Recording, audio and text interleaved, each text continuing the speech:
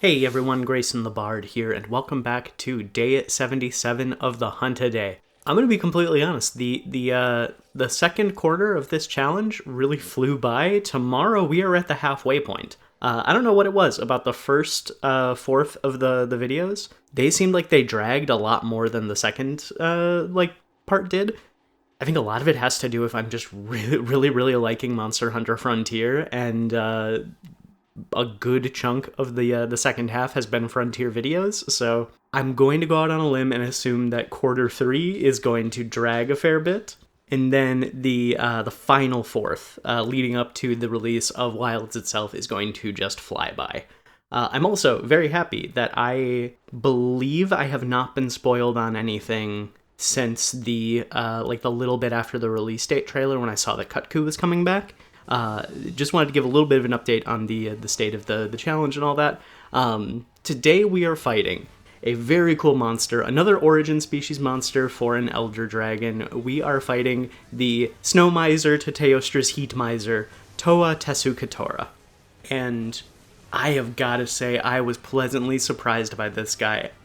Of the original 3 Elder Dragons, Chameleos, Kushala Daora, and Teostra, I think Teostra is my least favorite in general. I love Chameleos, I really like Kushala Daora, and I like Teostra. He's really cool, he's a fun fight, but he never really resonated with me the same way that Chameleos and Kushala did. I think because, one, Chameleos is a goober, and I love dumb idiot monsters, and Kushala is like wind and ice themed, and I was born in February in Minnesota in the middle of a blizzard, so like the ice is ingrained in my blood. I am a winter wunderkind.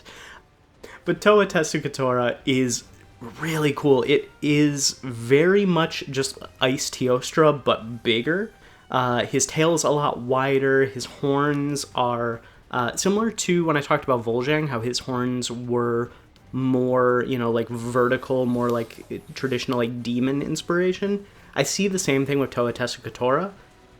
It's less like crown and more icicle, and that also projects to his mane, which is very like spiky, almost like it is.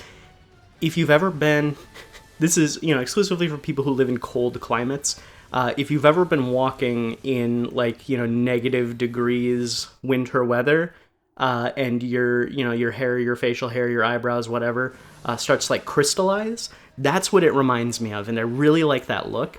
And the Frontier graphics, I don't think do it the most justice. It looks very spiky and very artificial, but I think in a modern graphics engine, Toa Tesukatora would look amazing. Its fight is very similar to early gen Teostra, but swapping the fire and blast element with ice. It is a blizzard incarnate, and it will freeze hunters solid. It never happens to me, but you can see it happen to some of the NPC hunters I'm with, leaving you open to massive follow-up attacks and big damage. It will like flash freeze the ground around it in a pattern of death, where chunks of ice will shoot up from the ground around it, and you have to either dodge through it or be out of the way. And I think it's a really fun attack. It's a really cool mechanic. Again, talking yesterday, it reminds me a lot of like some stuff I'd seen in Final Fantasy XIV, really wearing the MMO inspiration on its sleeve.